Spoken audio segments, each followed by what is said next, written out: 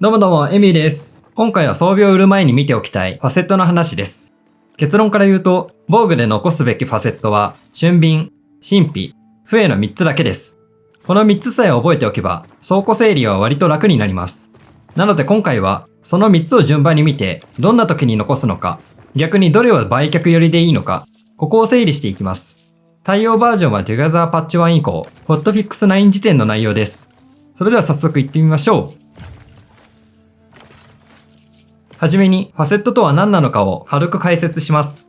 ファセットは、装備ごとにランダムでついている固定効果です。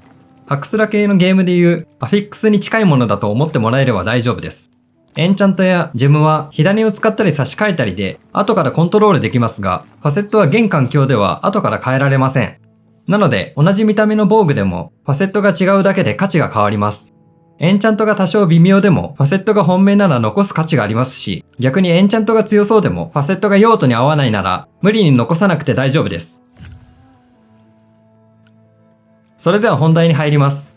防具ファセットは、はじめにこの3つを覚えてください。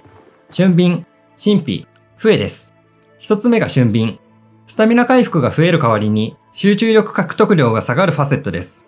回避、ダッシュ、通常攻撃、チャージ攻撃みたいにスタミナを使って戦うビルドで使いやすいです。集中力はあまり使わないならデメリットもそこまで気になりません。まだビルドが決まっていない人や普通に殴って進めたい人はまず俊敏を見ておけば硬いです。二つ目が神秘。集中力獲得量が増える代わりにスタミナ回復が下がるファセットです。ルーンを使うビルド、集中力を使うビルドで強いです。ただし雑に積むとスタミナ回復が落ちて回避もダッシュもしづらくなります。三つ目が不衛。これはアイテムが壊れなくなるファセットです。特に大事なのは、プレイグ防具と組み合わせるときです。プレイグ防具は、プラスのエンチャントを4つ持てる代わりに、マイナスエンチャントも1つつきます。そこで、修理不可のマイナスエンチャントを引いたときに、ファセットが不衛だと、実質そのマイナスを踏み倒せます。つまりプラス4枠をそのまま美味しく使えるわけです。前回のクラフト動画でも話しましたが、同装備と手装備のプレイグは属性系の強いエンチャントが狙えるので、ここに不衛がついていると割と価値があります。なので不衛は特に同装備と手装備で見ておきたいです。頭装備と足装備の不衛は優先度が少々下がります。次に素材です。防具は布、レザー、メッシュを残す方向で見てください。プレートは重量に対するアーマー値のコスパが現環境ではあまり良くないので、基本は売却寄りでいいと思います。フルプレートの重量ビルドや見た目の好みがあるなら別ですが、倉庫整理の話としてはプレートは割と強めに売却候補で見ていいです。ここまでをまとめると、覚えるのはこの3つ。俊敏、神秘、不衛。素材は布、レザー、メッシュ。これだけです。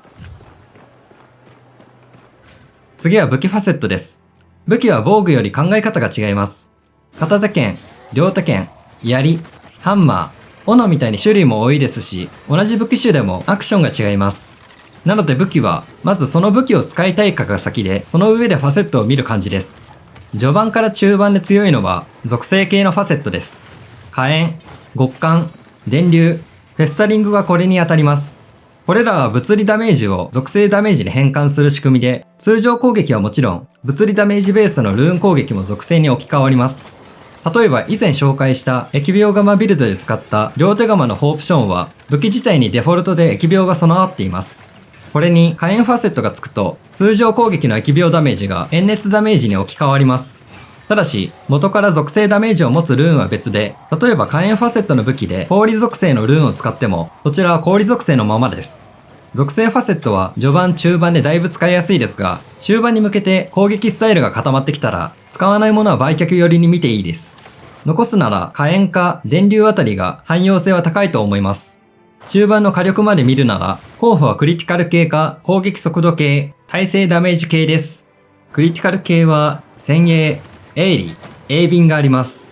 先鋭はクリティカルダメージプラス 30%、武器ダメージマイナス 10%、鋭利はクリティカル率プラス 5%、武器耐久度マイナス 50%、鋭敏はクリティカル率プラス 5%、耐性ダメージマイナス 20%。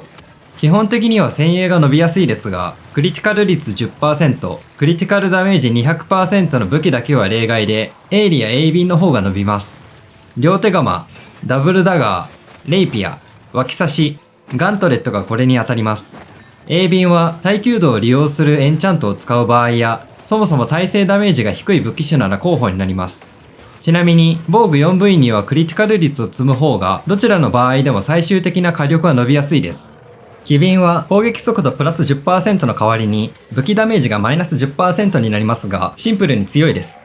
信頼は武器のクリティカル率が 0% になる代わりにダメージと耐性ダメージがプラス 20%、耐性ダメージを上げる手段は他に鈍重しかないので、よろめきを取りに行きたい場合に貴重なファセットです。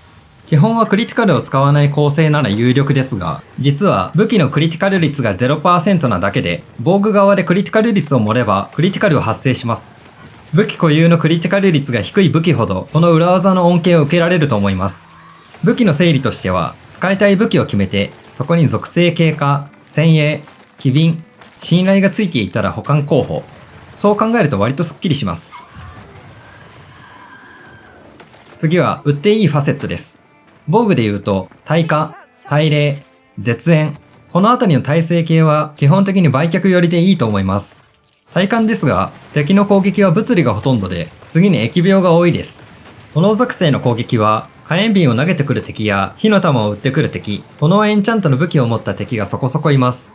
氷属性の攻撃はエンドあたり、特にセリムのるつぼに多いかなと思います。雷属性の攻撃をしてくる敵はそこまでいないですし、状態異常もソロだとあまり困らないです。なので耐性まで気にするなら優先度は物理、疫病、炎、氷、雷の順くらいで考えるといいと思います。そうすると、残す候補としては、浄化と重工あたりが条件付きで残すかどうかといった感じです。浄化は疫病耐性、重工はアーマー値がプラス5で、全耐性に少々効くので、結果的に物理を含めてまんべんなく硬くなります。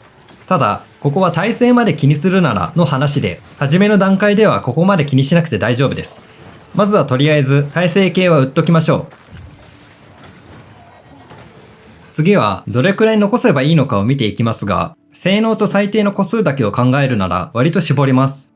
布、レザー、メッシュの3素材、頭、胴、足、手の 4V、俊敏、神秘、笛の3ファセット。これを1個ずつ残すと最低36個です。もちろんこれは将来的に何使うかわかんないという方、とりあえず残しとこうという方が考えるべき個数で、使いたい素材やファセットが明確に決まっている場合は、この限りではないです。ちなみに、刻印入りのハースサイドチェストが1つで40個収納できるので、チェスト1、2個分くらいを目安にすればちょうど収まります。見た目まで考えるならもっと残したくなると思いますし、その場合はその分チェストを増やしましょう。ここで装備を見るときの優先順位も整理しておきます。ファセット、素材、エンチャント。この3つのうち、まず見るのはファセットです。理由は単純で、ファセットだけは後から変更できないからです。エンチャントは精髄の火種で継承できますし、火種を使えばある程度狙えます。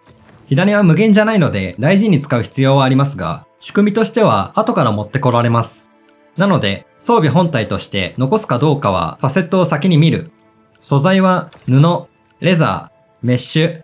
エンチャントは強いものなら継承用として残す。この順番で見ると倉庫整理は割とスムーズになります。ここからはやりがちな失敗をまとめます。一つ目、ファセットを見ずに売ってしまうこと。エンチャントだけ見てパッと売ってしまうんですが、実は俊敏や神秘のファセットがついていたというのが普通に起きます。売る前に一度だけ見てください。俊敏、神秘、笛の3つだけで大丈夫です。二つ目、将来使うかもで残しすぎること。気持ちはめちゃくちゃわかります。ただ、序盤、中盤でこれをやると、街の強化用の素材を入れる場所がなくなります。その段階では、装備より素材を残した方が攻略が進みやすいです。三つ目、理想を追いすぎて、今使える装備を軽視すること。このゲームはアクション RPG なので、装備だけで全て決まるわけではないです。